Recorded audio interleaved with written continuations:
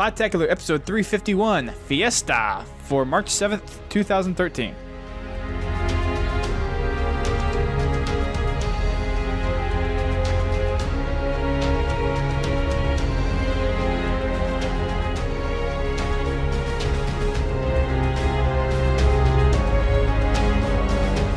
Hello everyone, welcome to Podtacular, the unofficial Halo Universe podcast. I'm your host, Duststorm, and this week we're going to be looking at the latest and greatest Halo Bulletin, courtesy of BS Angel and Bravo, and Greg Bear this time, actually. So we're going to dive through that a little bit.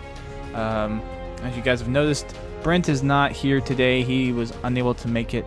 But we do have someone else that has been on the show quite a few times before, and he is Kete from the Running Riot. Yay! And I'm hoping I don't regret this decision for tonight. Just by me saying yay? No, because of what's happened during the pre-show. But it's not anything you're not used to. Yes, but it's something that I don't think these people are used to. We've grown a lot since you were last on the show. Yes, you have. And I congratulate you. Thank you. From the bottom of my bowels. That's an interesting place to congratulate from the bottom of, but thank you. All right. Very well said. Well put. Since it's been a while you've been on the show, give us a little update on what you've been doing in the Halo realm, if anything. I really have been taking a spectator view, looking back at just not only just the Halo community, but gaming in general. So I really haven't been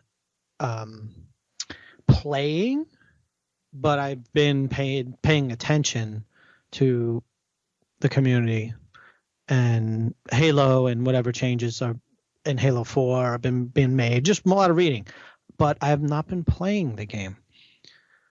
There's a lot. Blasphemy, to that. sir. Blasphemy. Yeah, I've been struggling with what that actually means, but it's a lot to do. It's not. I don't think it has. I don't think it's anything to do with the game.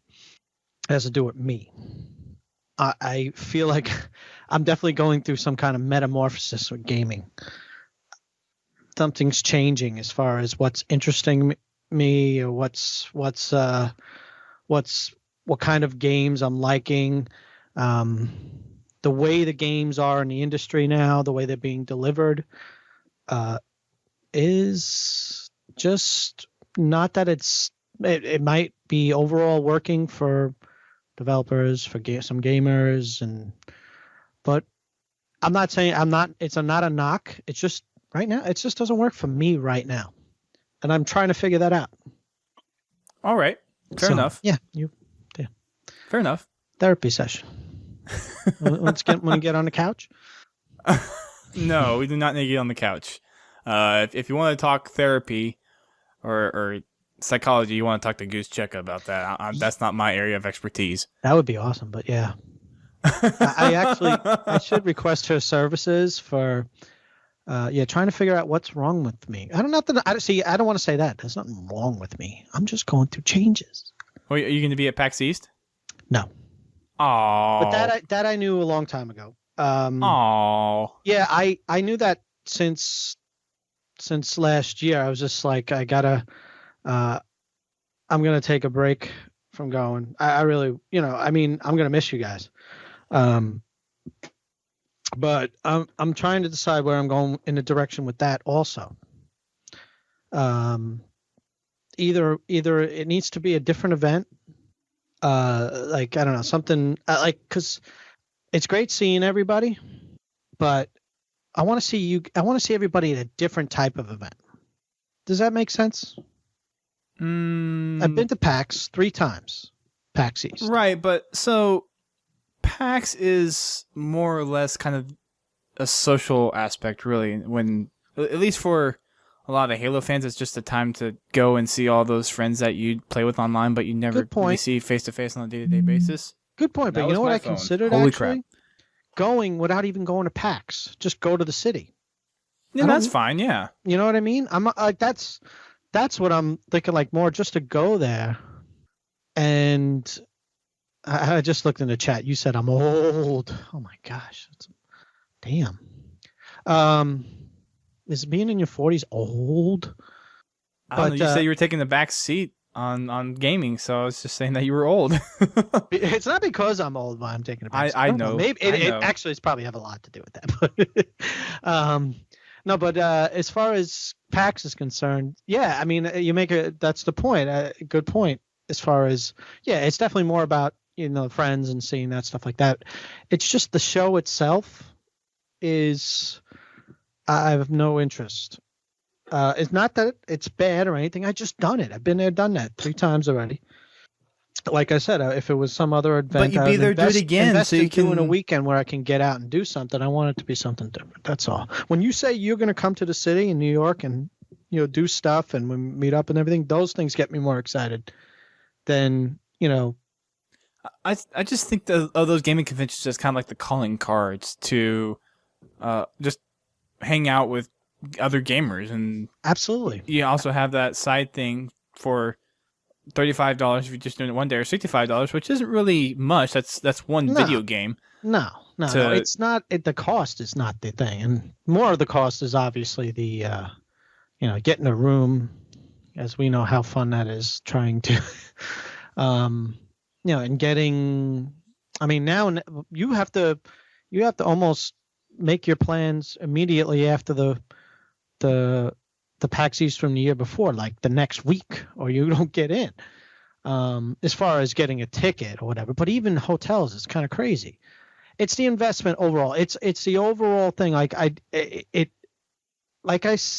For me, and this is just me. I understand. I agree. It's a great thing to see everybody, but I want it to be a different event, someplace we've all never, not all of us have never been, but we've all never seen each other at, and I've been, that's just me. That's just the way I feel about it. As far as going to another gaming event, that's just me. It dried up for me. PAX East has, not the people. Does that make sense? Yeah, I guess so. Don't you think there'll be other places we'll meet? Yeah, but I gotta save them. I don't have that many left in me. You're only 40 years old. I listen. Despite me just calling you old. Right, I know. You're going back. You're flip flopping on me. I know, but it's not that I'm super old. To do that, it's not even a matter of oldness. I don't feel old and not to do these things. It's a more of just, I don't have, as far as time to do a lot of these things. I don't have time to game that much anymore. I have to pick my moments, dude. Is that? You know what? I think you may have to be older to understand that. I wish I can do all the things. I wish I can go to South by Southwest. I would love to go there. I want to go to Austin. But if I go to PAX East and then I try to go to do another event, like I missed out on Halo Fest because I couldn't do both Halo Fest and PAX East. So if I planned right, like I can't do both events. It's just not in my budget. It's not my time. I can do it away from the family. It's just, that's not in the cards. So that's why. Fair enough. Anyways, if you guys haven't caught on yet, I will be at PAX East. Did you get a room yet? I'm actually staying with the Griffball folks. Nice. Where are they staying? At the So they have a place that they're staying with. I think they have a buddy out there. A house? Yeah, that they're just kind of like temporarily renting. Good. Renting out. So I'm going to be staying with them. It's Goose Check at Cal, and I think maybe a couple other the Griffball peeps. Cool. So yeah, I'll be out there for all 3 days. Just kind of hanging out. Got my plane tickets. Got that housing arrangement taken care of, so I will be there in the flesh. Nice. And luckily I got my plane tickets cheap. Nice. So that was a nice thing. Well, you've been planning ahead more and more as the years gone with these things. Yeah. You always before a little last minute. Well, I have all my my conventions planned out for the year. So I'm doing both PAXs. I'm doing RTX, and I'll likely be doing New York Comic Con again. You're gonna get yourself. You got to get yourself the South by Southwest too. Isn't that this weekend? Yes. Or that's yes. not happening, dude. Yeah. That's not happening by any chance. The next convention that I would add to my list on top of those 4 would be SDCC, San Diego Comic Con. Yeah. See, that's what I'm talking about. Like you're talking about going to all these things. Like, so PAX Prime and RTX from here are going to be a must every year from here on out. Right. Yeah, definitely. You got a PAX Prime at every. Yeah. Yeah. Well, absolutely. I mean, I got the big invitation from 343 to do that one panel, and it's like, okay, well, that's it. Yep, you're in. That's home for Halo, and I know a good number of the 343 folks there, and that's where all the Halo peeps are going to come and gather. Yep. So it's if you're a big Halo fan, it's kind of a must to go to PAX Prime. Yeah, I know, and I never went to, so everybody's giving me crap. Yeah, you got to rectify that, dude. I will. I do. I will be there once, or maybe twice. I don't know. Just hopefully more than once. What? Hopefully more than once. Yeah. Well, you gotta be there for like the big launches, dude. There's gonna be there'll be something event. There's gonna be an event that will happen. Not just Halo Fest. It's not. That's something that I still to this day regret, but there'll be other times, and that's kind of what I was trying to say before. There will be other times. Like if I don't go to PAX East and all these other events, I want to see stuff and you guys at other events, not just PAX East, because that's the only thing I was really going to. That and I seen some at New York Comic Con. Yeah, but that in terms of like the big events to where people go, it's the real ones. Everybody, it's one of the smaller ones. I didn't say it wasn't a real one. I just said it wasn't like one of the big ones. Like all the Comic Con ones, people know San Diego Comic Con. They don't know many of the other ones. Right. Like I didn't even know there was a Baltimore Comic Con. I didn't know there was a Baltimore Comic Con. Yeah, there's a Baltimore Comic Con. So yeah, San Diego Comic Con is just the big one of the Comic Cons that are around. Yeah. Even though they're not directly tied to one another, but right. No, yeah. No, they're not. I don't even know if New York and.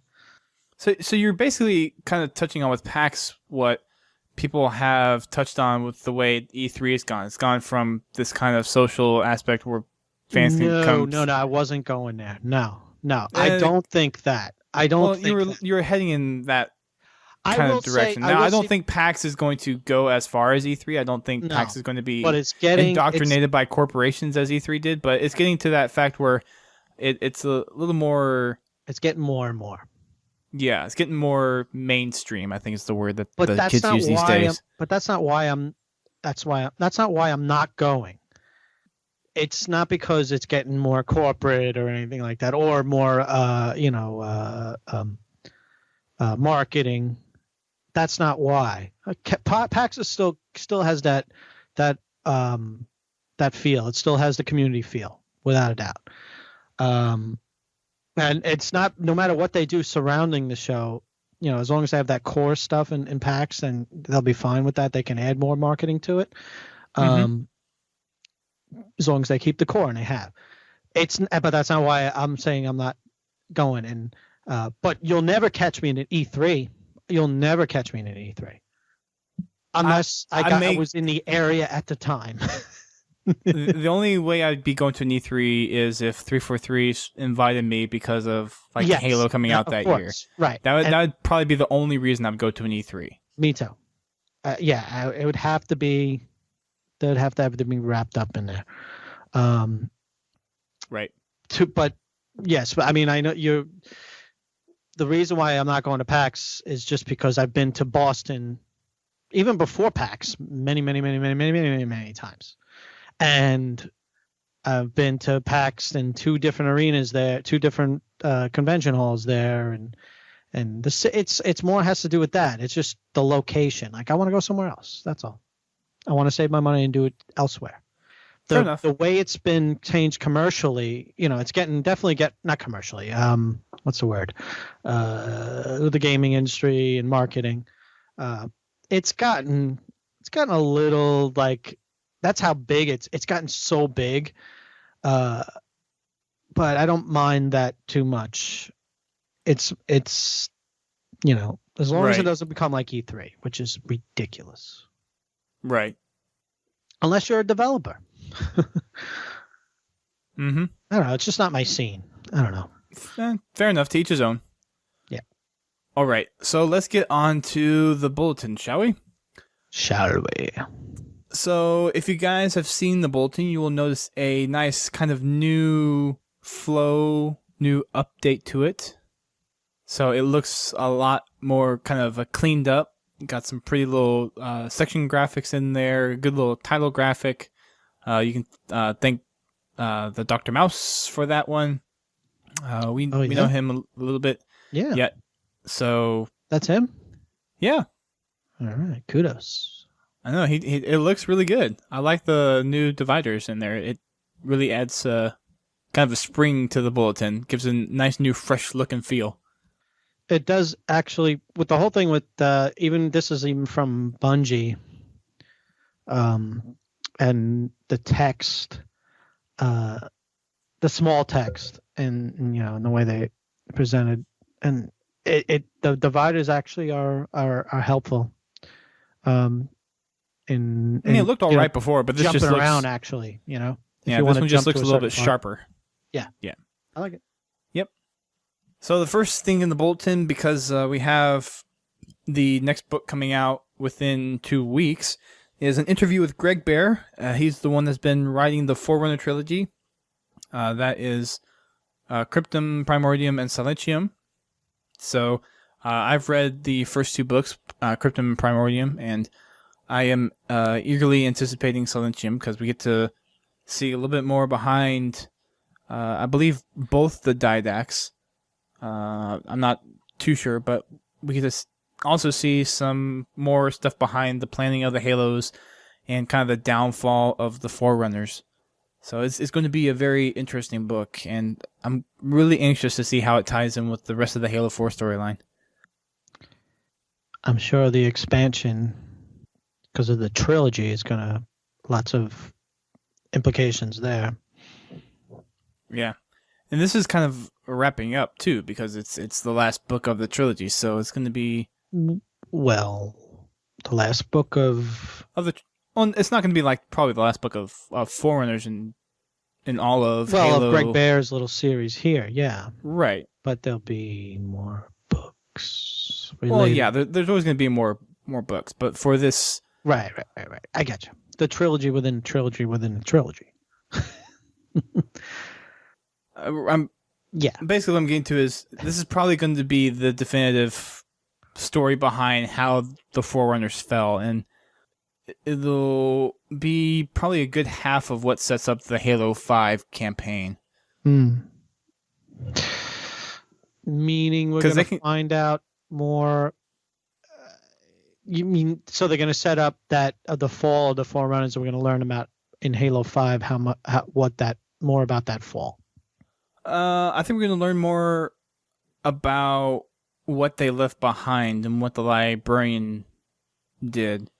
Because if you guys have played through episode 10 of Spartan Ops, it's been 2 weeks, so I don't think we're in spoiler territory anymore, but the Librarian handed Halsey the key, the 2 pieces of, I forget if there was the official name for it, but it's like a key that showed where all the Forerunner tech in the galaxy was.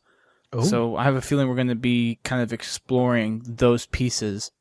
I don't know if we're going to see a second season Spartan Ops. Everyone's rooting for it. Yeah, the Janus key. Thank you. So that was that doesn't come from me. That comes from that comes from someone in the chat. Exalis X pieces. Expialidocious. No. Exalis X pieces. Ha ha ha ha! Very funny. So this is another good reason why we do live streams now, is because we can have people in the chat that help us out. So yes, the Janus key. I know nothing about that, but go ahead. See, it helps to play every now and then. No, I know nothing about the live stream Oh, and chat room thing. Yeah, I don't know what you're talking about. oh yes, because you just happened to used to do it before, but now you don't anymore, so you're kind of behind. So yeah, you wouldn't know. No. I'm kidding. Check. I'm kidding. You're starting with me. Hey, I have to, right? Yeah, you do. I love it. Anyways, there's a big interview with Greg Bear about the Forerunner saga on the bulletin. So I believe there's 7-8 different questions that he gets asked about what's his favorite part of Halo 4, how he developed some of the backstory behind the trilogy. There's a question in here where they ask him how he kind of envisioned the architecture and the environments that he's writing in, and then he kind of written in the response that he was just kind of amazed that he was imagining that in his head, and then seeing it come out in a produced format with Halo 4 was just kind of something cool to see. That must be amazing when you that write has to something. be one of those cool things, where you write it and then you see it come to life, and it's like, wow. Well, is it that I inspired moment? that. Yeah. I mean, was it also that moment like he looks at it and is like, that was nothing what I was thinking in my head. Like, it was the way the Didact's head looks like. Is that exactly the way he portrayed it in the book? I mean, I'm sure the artists, when they did that, they had to, take a look and, match it. But you still have a vision in your head that, doesn't form until like until somebody draw, unless you're not, drawing it. Like, that must be amazing. Right. The look of something. And the other, on the flip side of that too is it might not be as amazing, but as a reader, and this is one of those things I find really amazing about reading. But even though I'm a horrible reader, like I'm really slow. Mm-hmm. I'm a really slow reader, and I can get stuff if I take my time with it. But imagining those environments in your head, and then when they actually get produced into something like a video game or a movie, seeing what other people's interpretation of it is, and seeing how close to your envisioning of it is. Right. And most of the time they're similar, but there's other times where it's like, I would have never thought of it that way, but it makes sense. Well, that's the thing about reading, though. That's what they say. It's like you create your own world from what you're reading, and you can't, when you watch a movie, it's what they're presenting to you. You have to create a world out of that. But when you have just words on a paper and they create this world, you create it to visualize it in your own head. And that's what people get off on reading, Mm-hmm. There was one other question in here that I was really interested in, if I can find it real quick. It was about Riser. So Riser is one of the humans that we encounter in the first book, Cryptum, and it was actually inspired by hobbits, believe it or not. Or hobbits. So I found that really interesting because I did not quite envision Riser as a hobbit. I figured he was more kind of like, well, I guess Smeagol was a hobbit at one point, right? He was a form of a hobbit. He wasn't a... Yeah. So I imagine Riser like looking like a hobbit, but having the stature of Smeagol, like the hunched over, but taller. They're not that miniature. Hunched over, a little bit taller. Hobbits. Very hairy, but yeah. So I found it interesting that it was based off of hobbits. It's amazing how sci-fi worlds collide. I guess Lord of the Rings is more fantasy than sci-fi, but close enough. I guess. Yeah, it's more fantasy, but yeah, it's more fantasy.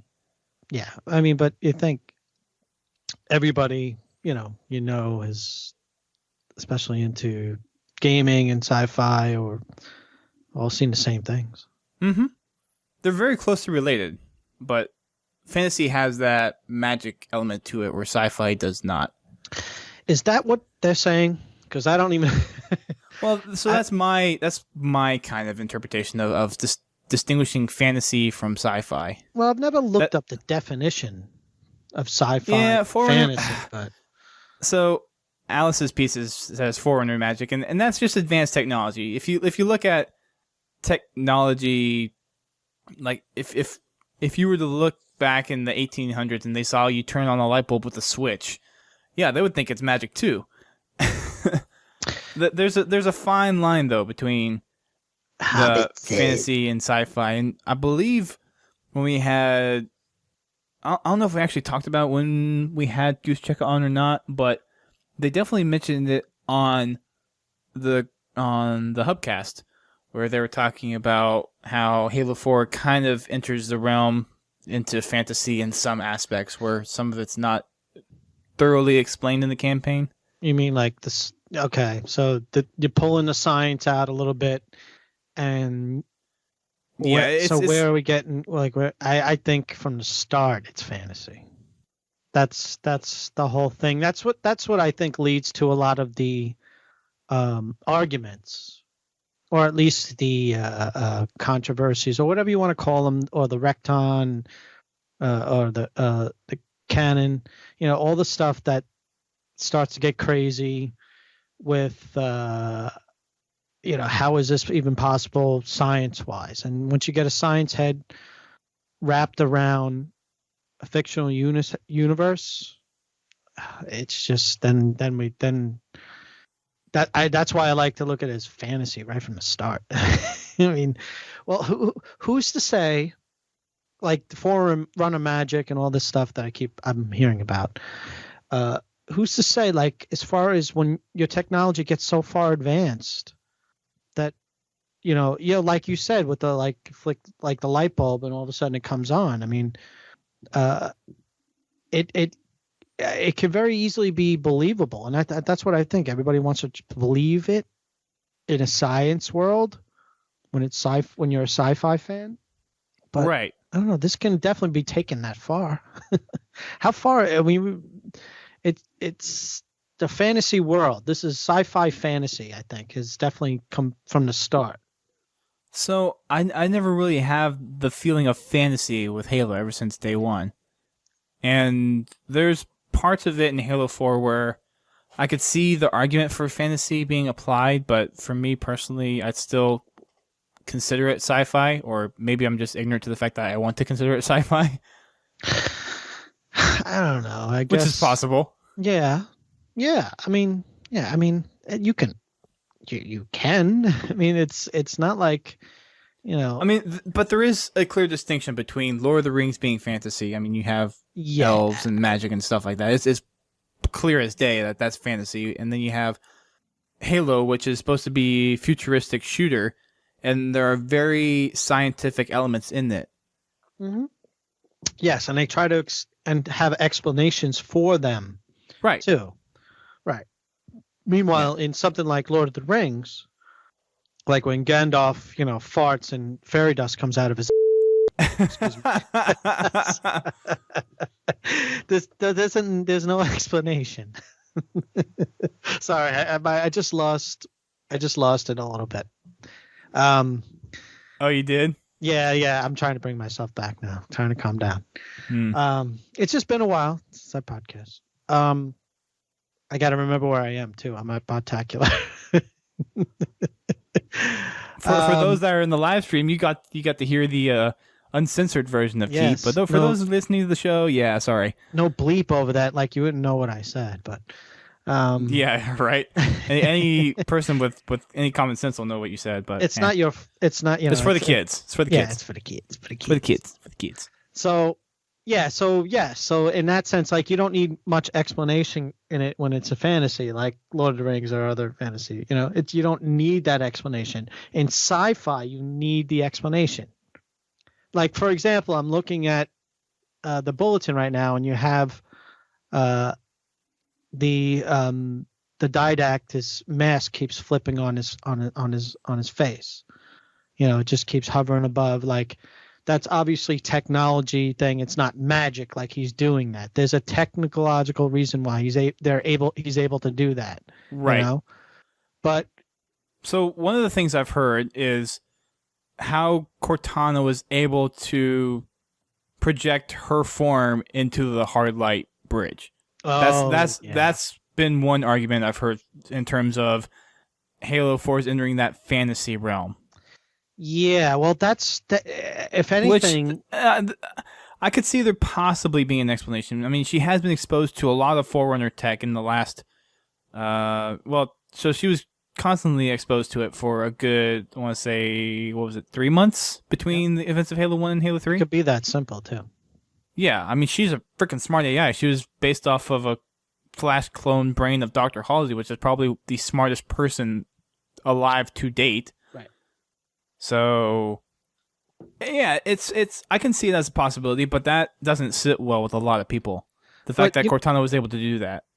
Here's the thing that I don't know if like I said, we haven't, as far as I don't know if you guys talked about this before, the whole defining thing that makes this with Cortana, the UNSC, the Forerunners, and everything that's happening, that's panning out now, and how this story sound like, the thing that kind of stuck out to me, what was said in Halo 4, was when the librarian was saying to the chief, we planned a lot of this all along, as far as we eventually knew that like someone like the chief would come about, and all that stuff makes me, when you say something like that, that makes a lot of, like, Cortana being able to do all those things, that makes it, like, as far as a storytelling element, like, it makes it easy to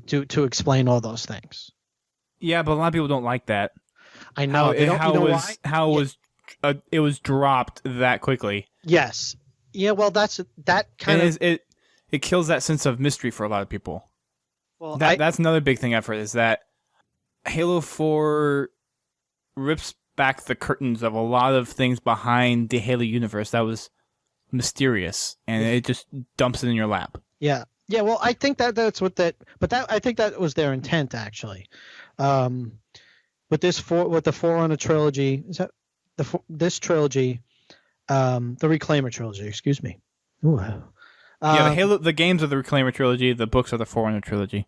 Yeah, right. Okay. It's a little confusing. I don't blame you. Yeah, but this is, I think, what it's meant to do. We're supposed to actually get to finally get more details on the Forerunner, and I think that's the point. I think that's what 343 is doing. I think that's what Frankie is doing. I think Frankie is leading that charge, and Frankie and obviously all the other people at 343 and some community people there, and all the story mavens there that are, doing their Halo. They're doing all the stuff that, that was kind of, yeah, you're right. It was all the stuff that you kind of liked having to being mysterious. And now it's just, everything's just open. Well, like, for me, there's no more mystery, actually. Yeah. And for me, while the game it had that complex feel and really deep meaning to it, it dumped a lot of content just from the story and conceptually about the Halo universe that... You mean they're not enough? They maybe should have left some more to mystery and not I think so much. I think they should have been a little bit easier on how much they actually released in the game. I think you're right. I think I have to agree with that. And I think that's mostly due to part that this is 343's first big game. Yeah.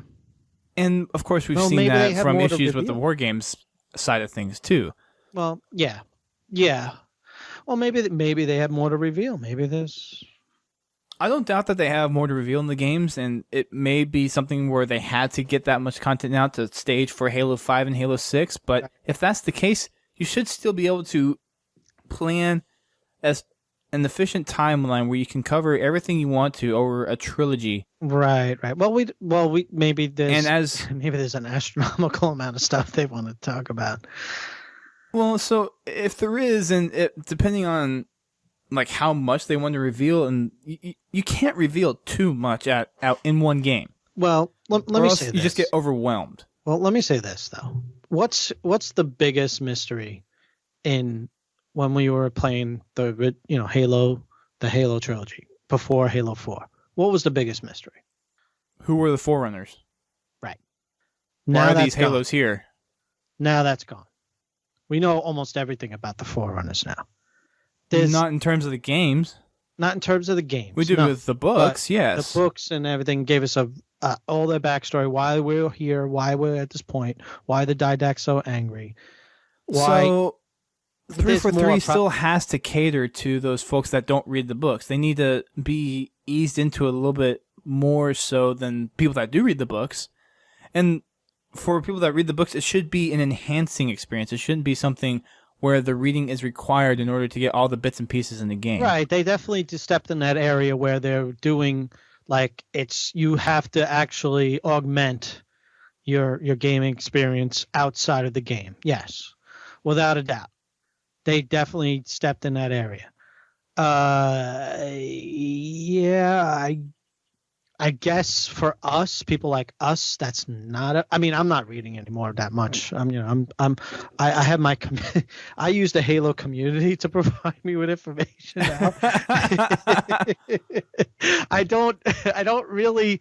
I'm sorry, but I'm definitely, like I said, I was as far as being a spectator now. There's an army of people can feed me information now about the Halo universe. I don't even have to play anymore. You're a leecher. You're a freaking parasite. I am totally a parasite, and I'm proud of it. Oh, what have you been doing, I worked hard to get here. I don't want to hear that. Yeah, and I worked harder. You did. I was the one that got invited to the panel. You pulled that card out? I did pull that card. Just pulled that out. And wait, you got invited, but you said no, I believe? Who, me? Yeah. No, I didn't say no. I wasn't invited. Oh, okay. Still. Ha. Anyways, back to the bulletin. Silentium comes out on March 19th, which is 12 days from this recording, so just under 2 weeks. I have my order pre-copied. It's coming in the mail via Amazon. I believe it's going to be delivered on March 19th. Yay! I'm still reading through Glasslands, though, so I will be finished with Glasslands by the time I get Silentium, but that means I still have Thursday War to read, so I'm not sure if I'm going to pause on Thursday War and read Silentium first, or if I'm going to do Thursday War and then read Silentium. So I haven't quite decided yet. For the matchmaking playlist update, yes, we are getting a new playlist, and it's going to be Team Action Sack. So this, for all you guys that want the fun game types, this is the one for you. This is going to be a team playlist. It's going to be 4v4 with lots of explosions and other non-traditional game types and settings. So if you remember Action Sack or Rumble Pit from Halo 3 and Halo Reach, it's going to be something along those lines. Nice. The Fiesta? No, Action Sack. Sorry. Action Sack, no. Yeah, Fiesta, we'll get to that in a second. Yes, I'm sorry. The Fiesta, I can't wait.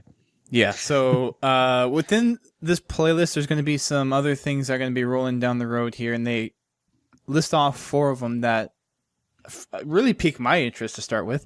The first one is Binary Slayer. So think of Laser Cats 2.0. If you play Halo 3 extensively back in the day, then you are very well familiar with a custom game type known as Laser Cats, and it's basically 300% speed. What? Yeah, 300% movement speed, 150 to 200% jump height, low gravity, and it's madness. I love it. It's a lot of fun. And actually, for our Wacky Wednesdays yesterday, I quickly made a Laser Cats 2.0 just so to try it out, because Ragnarok is pretty much the remake of Valhalla from Halo 3, and they're like, oh, this is a fun custom. I can go and create the game type real quick and throw it out. So I did Spartan Lasers as primary and Binary Rifles as secondary. So, and it was a lot of fun. The challenge was actually getting a kill with the laser instead of the binary rifle, because binary rifle, you have the lasers that go across, and it's like trying to dodge them and then moving around at such a high speed. And the other thing was people were trying to get snapshots with the binary rifle. So it was interesting. It worked very well. It turned out a lot a lot better than I originally hoped, and everyone loved it. So I think that's going to be something we're going to do custom games from now on. But there's going to be an official Laser Cats 2.0, and I actually tweeted Jess this last night when the bulletin came out, and she confirmed that, yeah, it's basically a Laser Cats 2.0. So if you played Laser Cats on Halo 3, just imagine that with binary rifles instead of Spartan lasers. So that's going to be lots of fun. There's going to be thruster packs as well. So I have a feeling I like that thruster that kind of the ability that you have whenever you're playing in flood mode. That thruster pack, the one you can shoot all the way across the map, I have a feeling it's going to be that kind of thruster pack, not the wimpy one that pushes you maybe 5 feet across some I like distance. that one too, though. I'm not a big fan of the thruster pack. I think it's. I like it for flood. What? I do like it for flood. It's very practical for flood when the infected have that armor ability. It's a playing style thing. Yeah, I'm a jetpack person, as I think about 50% of the Halo population is. Jetpack, really? You think 50%? There's a lot of people that play with jetpack In Halo 4? Mm-hmm. Or maybe Halo, maybe not 50%. What? Maybe not 50%, but I think if you look at stats, I have a feeling jetpack would be the top one, the top majority. Nice. So, but I know in Reach it wasn't that much. No, because sprint. Sprint was definitely the armor ability 99%. Yeah, sprint was the armor ability that should have been built in to begin with. And now they have it built in for Halo 4. Yeah, so that's funny. Yeah. Funny. The next one that they have listed, and these aren't coming out in the playlist immediately. There's something they're going to be rolling down the line. That includes the binary slayer that I just read off. But the next one that they have listed is Lightning CTF. So this is kind of like paintball CTF. So your starting weapon is a light rifle, and it's one shot, one kill on anywhere on the body. One shot, one kill. Yeah, so it's basically like CTF paintball. And that's going to be... And all these are going to be under Action Stack, by the way. Also, the flag carrier is going to be able to keep the light rifle out when running the flag, which is going to be interesting. So you don't have to flag them. You're actually going to be backpacking the flag like you were able to in Reach. Very interesting. The third one that they have is one I'm really, really excited for. It's rockets and rails. Instead of rockets and shotguns, it's rockets and rails. I didn't know you like rockets. Yeah, you know I love rockets. I'm supposed to know that? Yeah. You've played with me enough to know I love rockets, and I guess you haven't played enough with me because you haven't played Halo 4 that much, but I love the railgun. I'm talking about Halo in general. The railgun is my favorite weapon. My favorite weapon in Halo 4. Is it really that good? Oh, it's so... I'm like, how's that railgun? I don't think I've ever picked it up in a multiplayer game. Let's just put it this way. Just about every time I pick up the railgun, I either hit 3 or 4 out of all 4 shots available. Nice. You're good at it. That's no wonder you love railgun. It just has that you're only satisfying... Whenever you shoot it, you charge it up and you send that rail along, or the projectile, and then it hits and it has that small explosion, but it's such a satisfying feeling that you were able to target that guy from that way across, and having a projectile that's not as fast as a sniper, but it has that just threatening kick to it. But guess what? So satisfying. Guess what? You probably won't ever see it again, Ed, because you like it so much. When a weapon is that good, like it's so good, and it makes you... Well, I mean, not everybody likes it. No? It's not a fan favorite for everybody, but it's at least not from what I've heard. So it's one of those weapons. Like there's a weapon that... Well, you know those weapons a small bunch are really good at and you like it and you have success with it? Right. It's one of those off weapons that not many people use, but for those that know how to use it, exactly. Use it effectively, it's just like, weapons I love in Halo. That does not count for the bolt shot. You bunch of noobs. No, I don't know. You know what weapon I was actually good at? That's kind of like that. What was the in Halo 3? The brute shotgun pistol. Oh, the Mauler. Is that what it was called? Oh my god. Yeah, that was the Mauler. Ages ago. Yes, I was great at that. double. It had to be dual wielded, but Mm-hmm. for some reason I was better than that with than the shotgun. The Mauler, right? It is the Mauler. I was better than that at the shotgun. Thank you, Mixoplex. I told you what yeah, it was. What? I told you what it was. I knew it was smaller. Yeah, I know. Yeah, you did say that. Yes, I did. But so I'm gonna take a moment here. But I think I've said this on the show before. The bolt shot should have been exactly like the Mauler. Right. Oh, you've said that before, really? Oh, Yeah, absolutely. Yeah. Like that, the secondary shot on that weapon should have been the range of the Mauler. You can get a one-shot kill with the Mauler on standard game types, not the MLG where you see it used a lot, but the standard game type, you have to be within like 3 feet of the guy.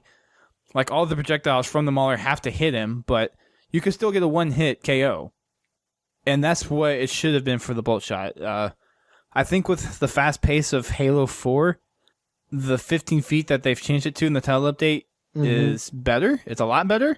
Right. But still, that's way too far. It's so fast. For something that you spawn with. So, end rant. But yes, Rockets and Rails is going to be one I'm going to love. I'm happy. The final one they have listed is Team Fiesta. So I'm sure you guys probably know what Team Fiesta is going to be. It's you spawn with random weapons, and it's usually just all-out action sack like Slayer. So that's going to be that's always fun to play. It's one of those Fiestas. Yeah, Fiesta's always one of those that if you're going in with some people that aren't as good at Halo, or if you're just going in to have a fun time, Fiesta's one of those game types where you're in there only to have fun. You're not in there as a prime. Now, I mean, of course you want to win, but that's not your primary focus. Your primary focus is just have a wacky, crazy time in Halo. It's not the most. It's never been the most popular playlist in any of the Halo games prior. But I know I've liked it. It seems to, but even though it's not the most popular, it sticks around because I don't know. It's a nice fallback, and it also gets. It's a nice testing ground too. You get to learn a lot about the weapons, in various situations. You have no choice. Mm-hmm. I think there should always be a Fiesta. Yeah, just for any Halo from now on, there needs to be a Fiesta. But I would also argue the same thing that there needs to be a race. Because come on, we had race in Halo 1. Yep. Oh, absolutely. Absolutely. It's another community out there based on that.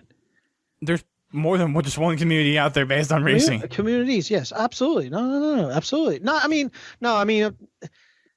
there's communities obviously built with the race, but as far as how it was from Halo 1 on and stuff, and how you were able, they added it to the Forge, but nothing. But it was, support it in the playlist also is what I'm saying. It's it's built into the game. But actually, is it built into Halo 4? Is there any Forge racing type of? No. So they've had to use King of the Hill, and the way you do it is you have to set up the hill in such a way where the person is in that hill for at least a second, so you get that second in the hill. Wow. Oh, how did race work in Halo 1? Halo 1 race. Yeah, no, I know how. I saw the question, but yeah. Alice's Pieces wants to know how it worked in Halo 1. So for Halo 1 race, it basically worked exactly like it was in Reach, except there is the set points around the map, and you can't change it. Like each map had its own default layout of race objectives that you just go around, and you go around in order, and you can do laps. It's usually 3 laps that you do per race, and those checkpoints were based on what person was going to. So it's pretty much the exact same thing as it was in Reach, except like the checkpoints were a certain diameter around the waypoint that you're given, and other than that, it's exactly the same. Yeah. So yeah. It was very simple. Mm-hmm. But it was a lot of fun back then. Yeah. Yeah. Simple as can be fun. Mm-hmm. So that's how racing worked for Halo 1. And I would like to see it back. I think that's the one game type that has the most push behind having a game type brought back into Halo. Like the people definitely want the assault game type back, but there's a greater push for having race back in the game. I'm sure there's a lot of other things that are missing. Hold on a second. Really? Mr. Podcaster? No, that was my ringtone. Claim to be podcaster? Yeah, you silence your phone while you podcast. Sorry, you're right. You're absolutely right. I usually don't get calls. Tisk tisk. I'm an old man. Don't get calls at this time. So hopefully race is brought back. They also say race. Yeah. I don't see it as the highest priority. If you look out there, if you're listening, that's one of the biggest requests to be brought back as race. Oh yeah. Is it bigger than the on-screen rank type of thing going on over there? No, I'm talking about game types. I'm not talking about game features. I'm talking about game types. Oh, okay. Sorry. No. Yeah, game features. Yeah, that's a whole nother big list of things. That's a whole nother podcast, isn't it? Yeah. You don't want me on that podcast. there's a.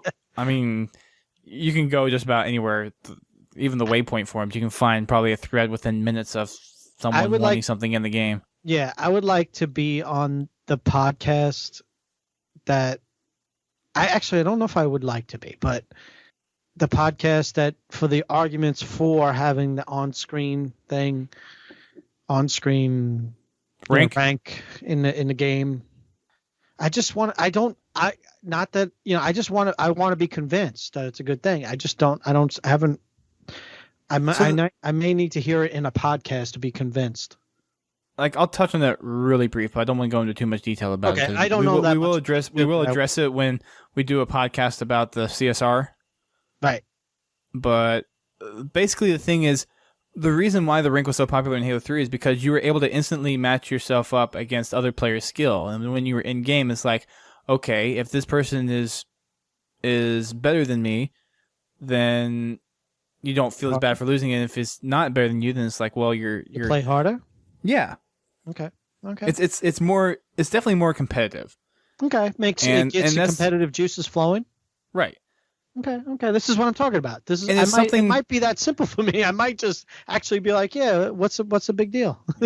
Well, and while you can definitely look it up on your Waypoint, people aren't going to be wanting to go back and forth between their computer screens and looking up everybody that's in their party before the game starts, because I mean, you really don't have enough time to do that. Right. And then going back to your console, it's easy. It's best to have it all just right there in front of you. Yeah. Okay. That's actually I agree with that too. I agree with that. I agree with that. Yeah. That's what I think I needed to hear, and that the way you just put it, actually. Not the way they're putting it online, the way they're maybe I'm just not it I needed to hear it from a voice. But no one said it like that, kind of. Like they need to go back and forth and look at it. Oh my gosh, I solved the world's problems. Yeah. But not, here's the thing, though. They're going to make, when you put these things in the game, they're going to put it for what appeals to the most gamers. There's obviously, as far as how many people are competitive and want that in the game, I think isn't it big as far as how many people want that? The competitive community has been begging for this. Mm-hmm. Well, they've been begging for the skill rank. Well, it's a big part of the Halo community. It's pretty big. Yeah. having the skill rank to begin with is a big step for 343. It is a step in the right direction, but I think it doesn't look like they tried something. I think they tried to take it out to see if they can take out, the cheating and. Yeah, but then there's the whole mentality: is it too little, too late? Yeah. I think for Halo 4, it was more kind of a learning experience for 343, and I think in Halo 5, we're going to see a big explosion in production value for the game. I think we'll see something like a jump to Halo 2 or Halo 3 in Halo 5. I think we're going to see that kind of jump for that game. And plus, it's going to be on a new console. So there's even going to be more power to power more capabilities. Right. Yeah. So let's move on. Finish up the matchmaking section. Bravo says they are finalizing their FFA playlist, so that means they're probably going to have that finalized. I'd guess within the month is they'll have that playlist all ironed out. If you guys have any kind of action sack type games that you want to submit, they do have a thread over in the War Games section that you can post your game type and feedback on any of the game types that they're proposing for this action sack playlist. So definitely check that out if you're interested. They have a fan question of the week in here, which I think is somewhat important. So I'm going to go ahead and read it out here. And it's from Dr. Dorado. He writes to 343, when do we get some info regarding the BTB objective? My clan has been waiting since launch. Please, some info. I think this is Bravo probably answering. If not, it's definitely BS Angel, one of the two. They are working on ways, kind of thinking up of what game types would be best, doing all the testing into what maps are going to be most likely favorites for people, kind of incorporating that large party aspect into the objective. So they're working on it. Still no time frame of when that's actually going to be put out. Waiting on the BTB. Yep. So we have Big Team Slayer right now, but there's definitely no Big Team objective. Except if you do customs. This is just a lot of the stuff is such a new beginning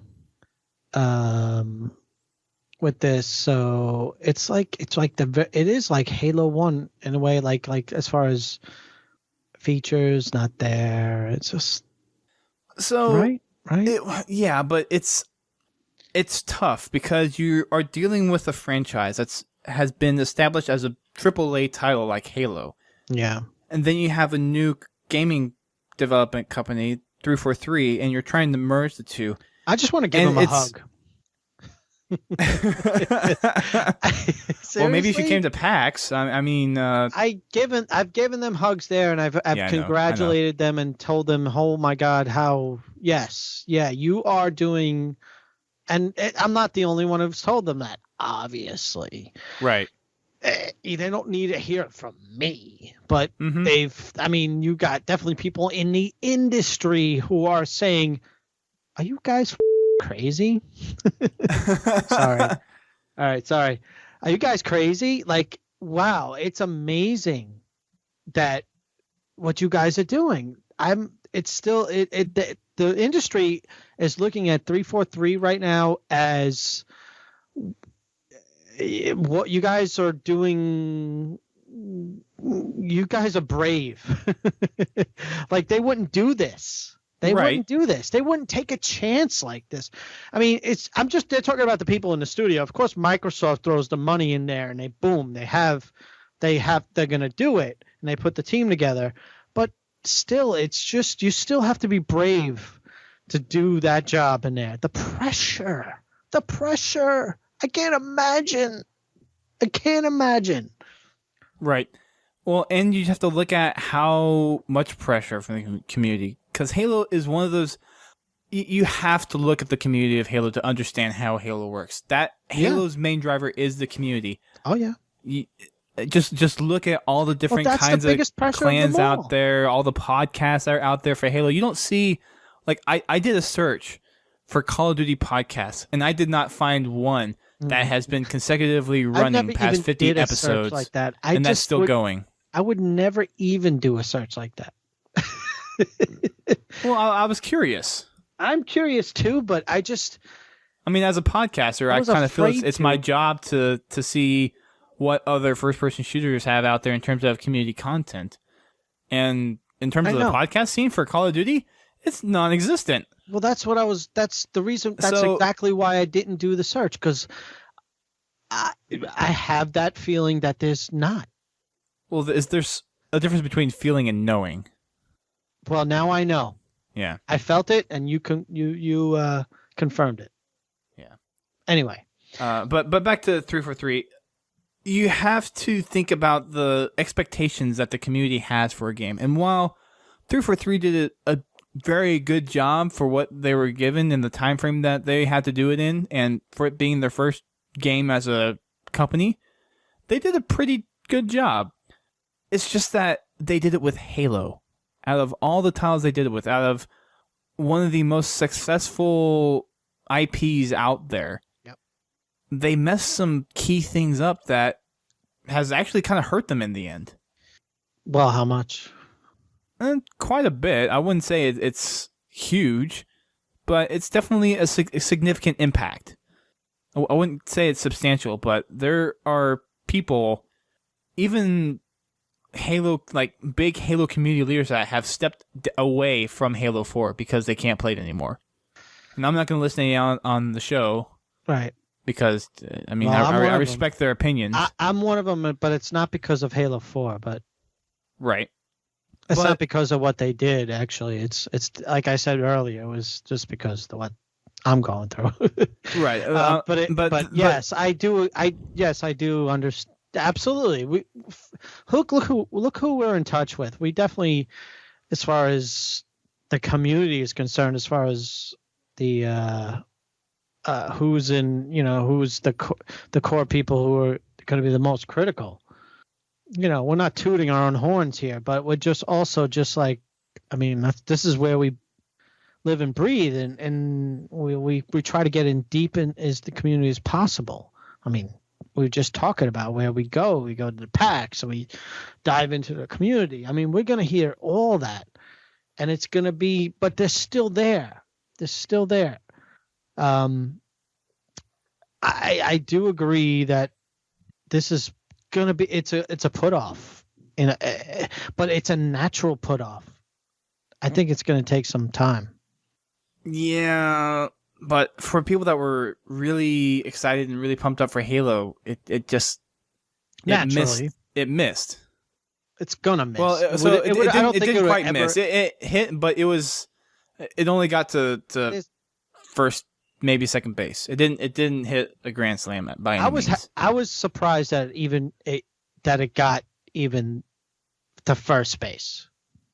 It never usually does. I mean, how taking over like here's a good example. The J.J. Abrams. Could you imagine the Star Wars taking over? Could you imagine what that's going to be like? Personally, I'm not a huge follower. I mean, yeah, I've seen all the Star Wars movies. I've seen Star Trek. Just a general fan of fantasy, sci-fi, whatever you want to call it. Could you of a universe? Could you imagine that? No. Could you imagine what's going to happen there when that comes out? Compare that experience or all the stuff that you're going to see and all the press and all the media that compared to what happened with 343 did with Halo.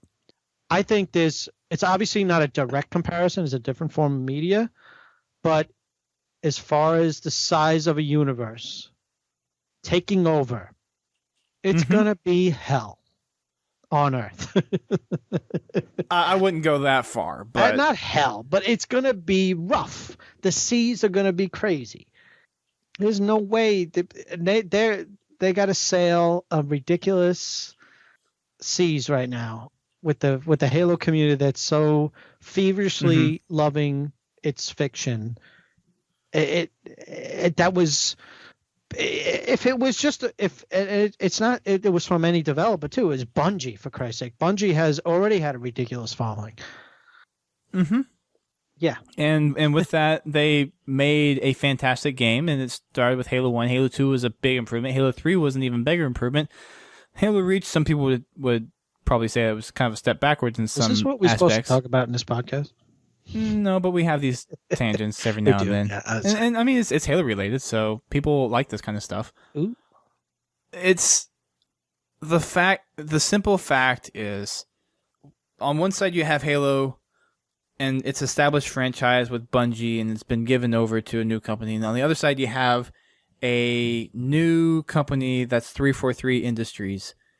And when you put the inexperience of a team with a well-developed franchise, it's either going to be great or it's going to be mediocre to horrible. And thank God that Halo 4 was not horrible. It was mediocre. It was mediocre at best. I'm going to go with the mediocre rating. I am hopeful that they're going to take the feedback, because they've already taken feedback from the community very, very well, and they've applied it as best they can. I mean, we had the title update. The biggest thing I've seen that they've really reacted to the community is what they did for the second half of Spartan Ops Season 1. They took the feedback of Spartan Palmer saying egghead so much and wanting to see her in some action, and then what they did with the play spaces, all new play spaces, with some of them reused, but they made them in such a way it seemed like a fresh new experience. The gameplay was interesting. The cinematics were just really well done in terms of story and execution. And then they listened to the Spartan Ops community that was really involved there. And now we've seen what they've done with the title update for War Games. So I have faith in 343 that they're listening to the community, and that they're definitely going to take all the feedback that they got from Halo 4, from what they missed, and taking what they now know as people expect this in the game from now on. All these things that we didn't include, now those are musts. So I am very hopeful that 343 is going to take that feedback and incorporate it into Halo 5 and going to make just the best Halo game in Halo 5. They're going to do their very best. They're going to take all the feedback. They're going to take the things that worked and the things that number-wise worked, what most people liked, but they will also throw in the community flavor. They're going to do all, they're going to definitely take it all in consideration. They did a nice job in bringing the community over from Bungie to 343. It was I think it was a nice enough community to easily do that. I mean, it was not like we had a community that was like full of people who were just like, they were, it was a community that was a community, like they wanted to be one. I think most people have welcomed 343 with open arms. There's a few. But only a few. But the only thing I have to say about all that is it's gonna come down to numbers. The Halo community what's a good word for it? Not the inner circle. I don't like to say that. I know what you're talking about. Do you know what I'm talking about? Yeah, like that core group of Halo community leaders. The core of, just people who are, we're the people who, I'm not one of them anymore. If that core were just like, no, we don't like this and to back out, Halo will still go on. Yes. You know what I mean? There's even members of that core that dropped out. Yeah. Oh no, I know. I mean, that's how my much. Point. That's how much ground Halo 4 shook with people. They can bring them back though. Yeah, they can, but they have to bring them back in Halo 5, or else it's not gonna work. So what you're saying? You're kind of given that one game forgiveness. That's kind of the general. That's kind of the general consensus. It's like, okay, they messed up on this one. They can bring it back in the next one. That's about the extent. So Halo 5 has to be good. Oh, has to be a grand slam. That's the point you're making here. Oh, so if Halo 5 doesn't bring back That's not the point I was making, but it is an effect of the point I was making. No, all right. Okay. My point, and so I'll wrap this up. Go ahead. Out of all the points, here's another one of the big points that I'm taking from this. Somebody actually said 343 in the chat room, but 343 has had the heart going into the game, but they didn't have the experience from making games in the past to make the Halo game that the masses would enjoy. Right. That's what they're making. Right. The masses. It's numbers. It's been about numbers. That's why you think they bought the brand. But they didn't quite hit the numbers, though. No, they didn't. So, yes, we can all hope. And Halo is still in. Halo is great. I mean, I'm a big Halo fan, and I love everything about it. I don't think I'll ever be. But where do you think this was going to go? I think everybody needs to prepare themselves a long time ago that this was going to happen. So that's all. But it's not something that you want to see happen to a franchise that has been that well developed. It's going to It's going to happen to every franchise out there. I've said this for years to you. It's going to happen to every franchise. You're preaching to the choir with me, buddy. it's the other people that are listening that we're talking this to. Oh, is that who we're talking to? I don't know. Sorry. Yeah, we're just providing the discussion. Agreeing with me though. Well, that means we have smart listeners. Yeah, that's right. That's they came out for me. Thank you guys. Oh boy. Yes. Oh, big head. Yeah, Mr. I don't podcast anymore. Anyways, ooh, that wraps up the bulletin. That was a shot. Yes, out of many. They do have a new screenshot section at the bottom now that they actually have the web version of the file share up and operational. So check those out. There's some pretty cool ones there. I am debating about starting a little screenshot thing of our own. I'm not sure if we're going to have something like a caption contest or just best screenshot, but I'm going to go ahead and put this out there, and I'll remind everyone at the end of the podcast. Whenever you take a screenshot, and if you upload it, tag it Podtacular. And come on, I will check it every Friday or something, and I'm still going to try to figure out what we're going to do. But if we do like a screenshot of the week, or if we do like a caption contest, then I'll definitely use searching for the Podtacular tag as sources for images. So if you do take a screenshot, tag it Podtacular, and I'll go check them periodically and grab the ones that are available. And depending on what I find up there, we'll figure out something to do on the homepage. Ermagerd. So do it. Tag it. Go tag them screenshots. Ermagerd. Alrighty. It's submission time. So we have a couple of submissions. We didn't actually get one to the question of the week from last week, although we did get a voicemail that answered it. First, my question was, what has Dat Tarp done for you? So last week we covered the Majestic Maps in playlist since we did it for Monday Night Matchmaking last week, and one of the things that came out of the live stream that they were using to show off the maps before they got released was kind of the new catch line for the Majestic Map Pack, which is that tarp, which if you guys have played Skyline, there's a tarp on there, and it just kind of exploded from a comment that Bravo and David Ellis had while on the live stream. So that was the first one. Oh my god. Of course, one of the big things that came out of that is, it's a tarp! It's a tarp! It's a tarp! So, I mean, you had to know that was coming, right? Did BS Angel use that? A tweet recently? Yeah. Everyone's used that tweet at some point by now. Is it? I don't know. Remember, it's mainstream. That tarp is mainstream now, pretty much. Is it? But I have a voicemail here. Our first and only voicemail that we've received so far. And it's actually from someone that's in the chat right now. So we're going to go ahead and play it real quick. Hey, it's GameDude03. I don't really have anything much for that tarp. I mean, I couldn't really think of anything, but I have this thing about one time I was playing Spartan Ops with my cousin a couple of weeks ago.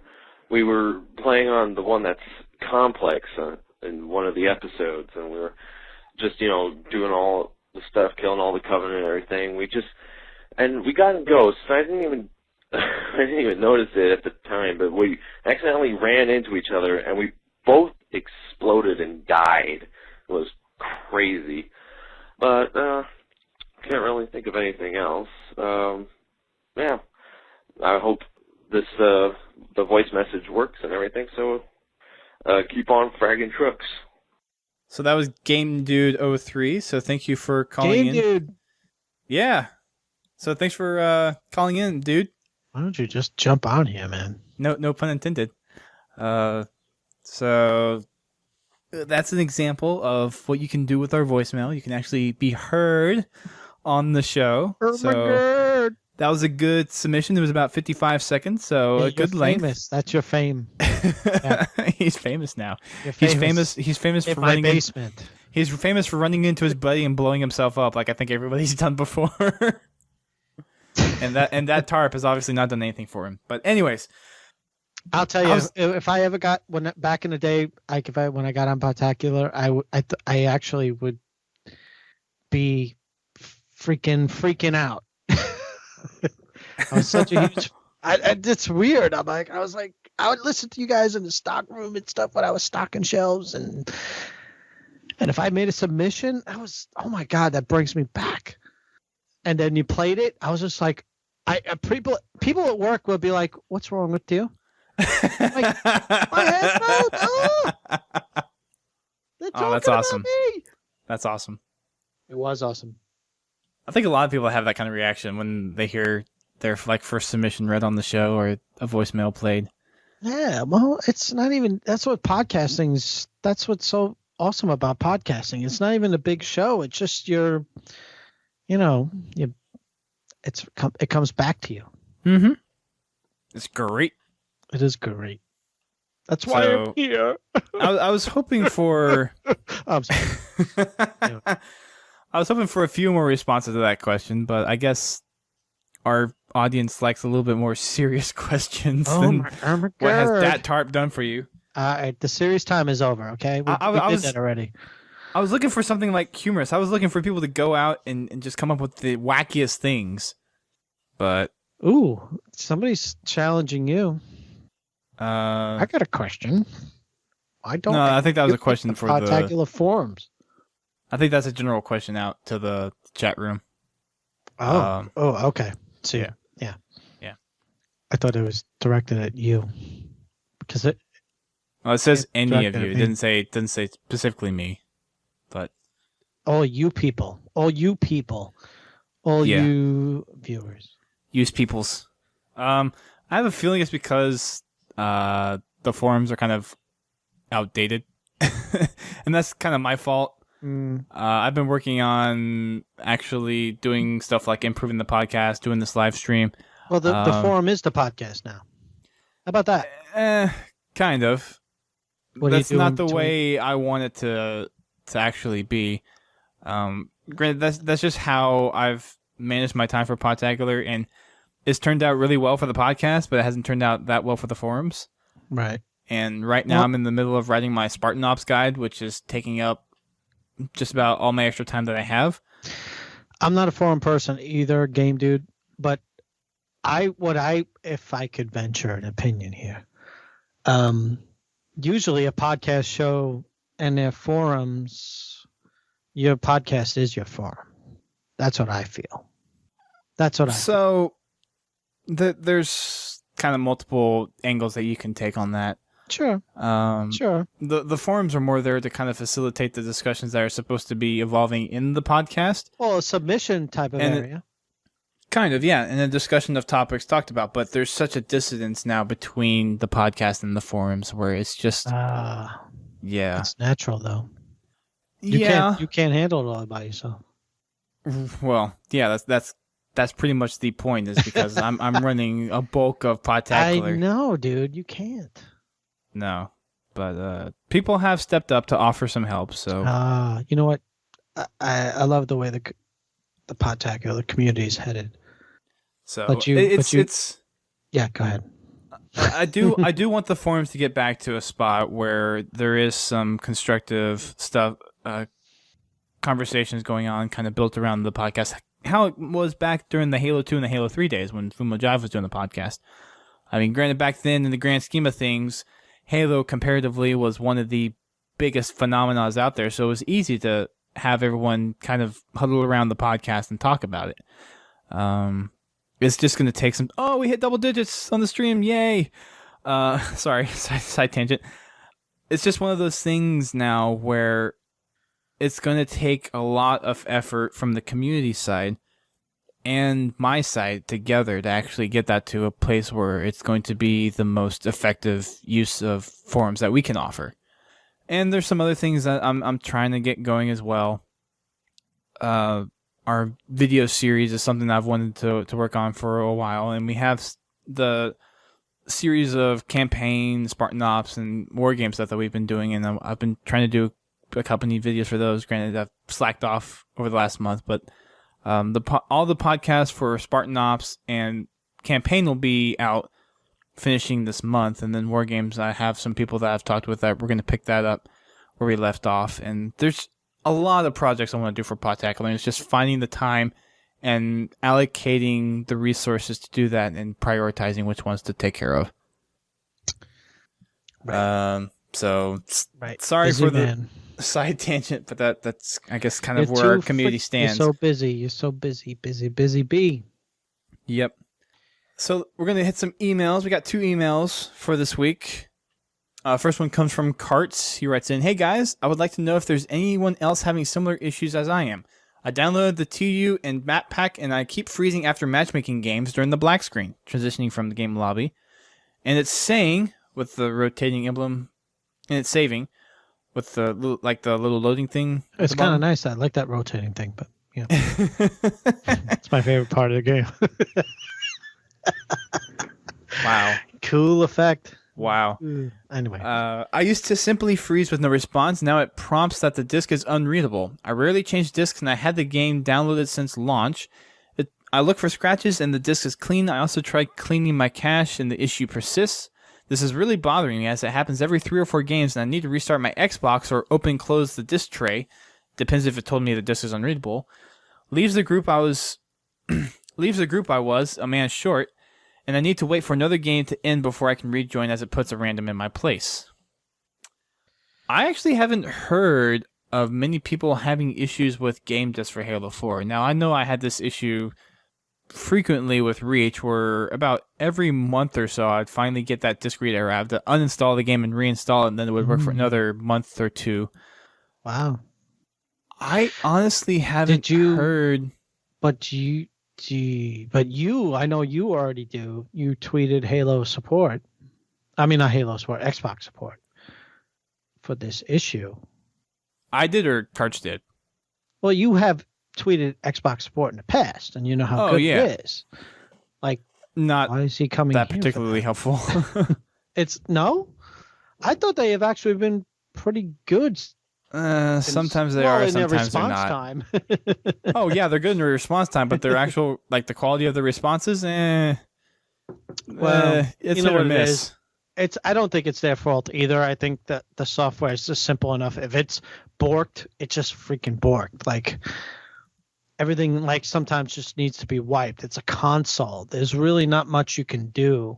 It's not like a computer. Like, you can wipe files. Certain particular files, everything is, there's only so much Xbox support can do it. I feel for them. I think that what they have to go with and the way they handle it is actually one of the best things that Microsoft does.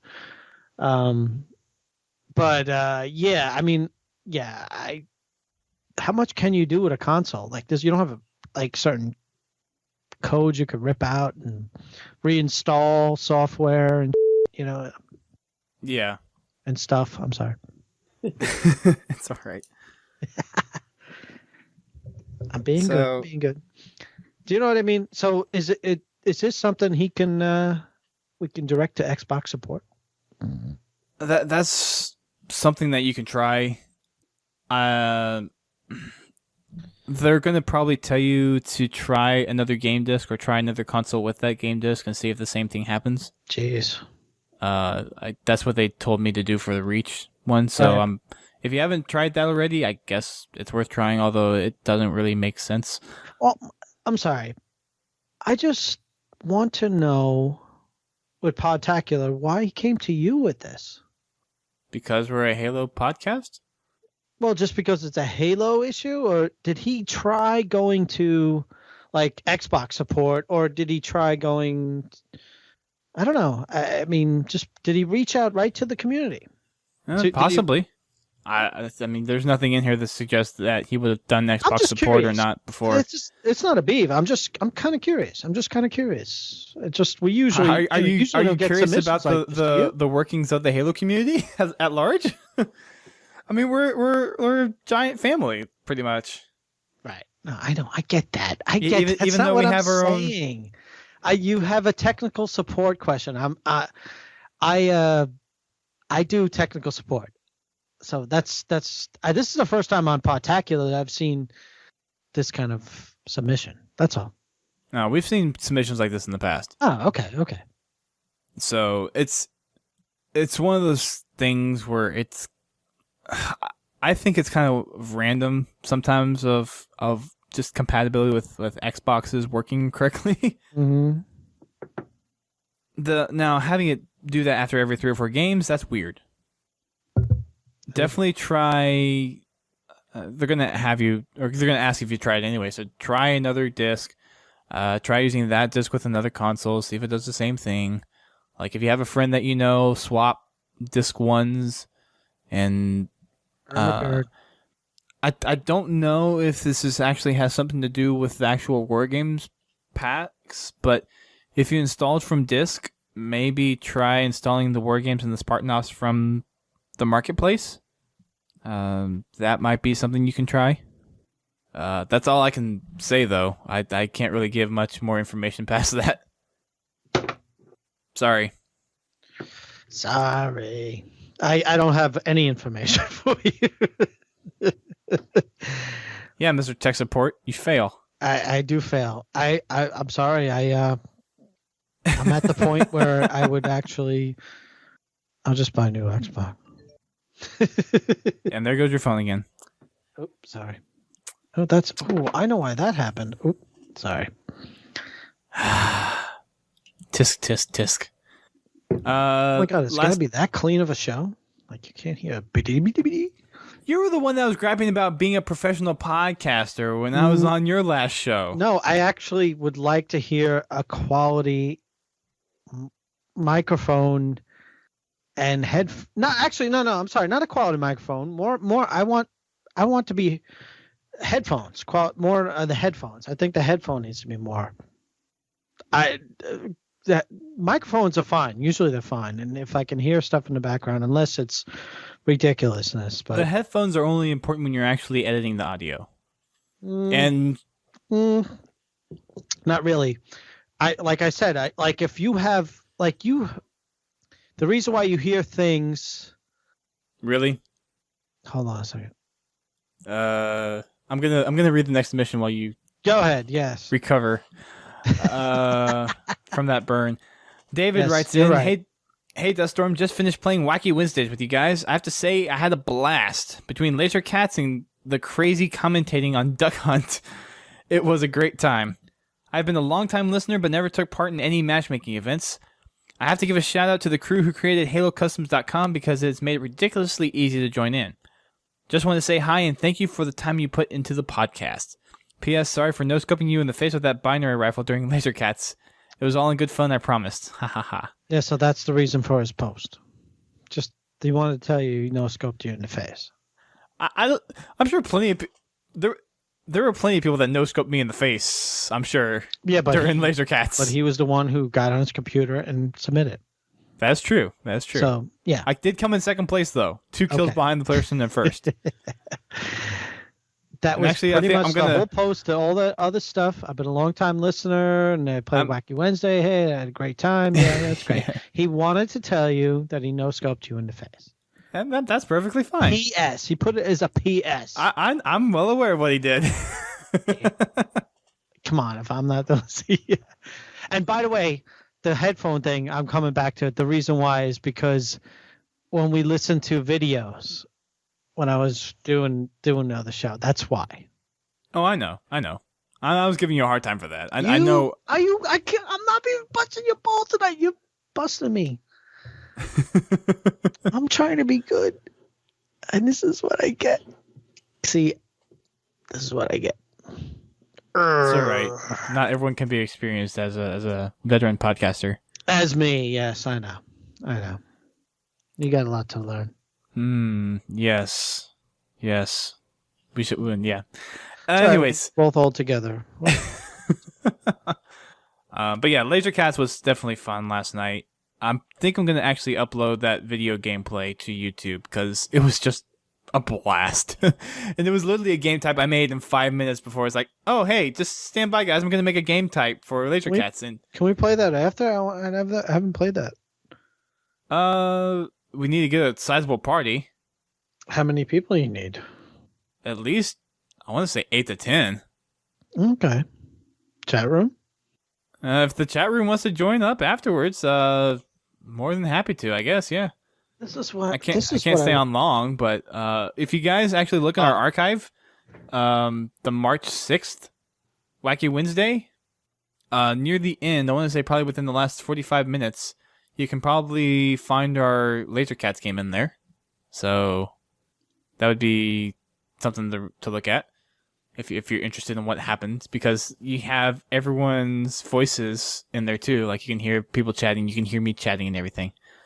So it's going to be a blast from here on out as well, because we're live streaming all those now. So our Monday Night Matchmakings and our Wacky Wednesdays we're live streaming. So everything's live, huh? Yeah, we're moving to do it live. So yeah, I like it. Mm-hmm. I like live. Wonder why. Do it live. Okay, so thank you guys for coming out who were on the stream. I think we actually hit 10 people on the stream, although I was one of them, so that never doesn't give out really count. Just say there's a lot of people. Well, it's our second time live streaming, so it's all right. It's all right for now. It's okay. But we have a good audience. We actually have it's gonna be okay. Conversations going in the chat room. I am happy. I am impressed.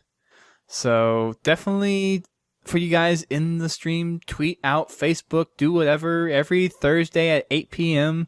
Eastern time, we're going to be doing this. So definitely spread the word, please. It'll be very helpful. And put people, those people who stand by the side of the road with a sign in their hands. Oh dear God! There's going to be a Podtacular sign that it says live every Thursday, 8 o'clock. The thing is, like, whenever I run out of my business cards now, I'm going to have to put the Twitch channel on there. So what's the guy going to be dressed up in who holds the sign? What should he be dressed up as? A Spartan? No, that's too easy. No, you give the sign to some homeless guy on the side of the road. Yeah, but what should the guy, whatever it is, but what should the guy be dressed up as? I don't know. Does it matter? A Podtacular sign. Yes, it does matter. Why does it matter what the guy's dressed like?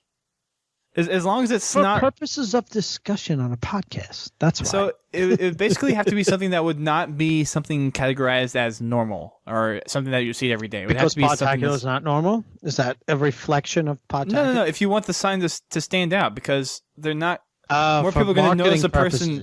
More people are going to notice a person that's oddly dressed. Or a kitten. Right? Kitten?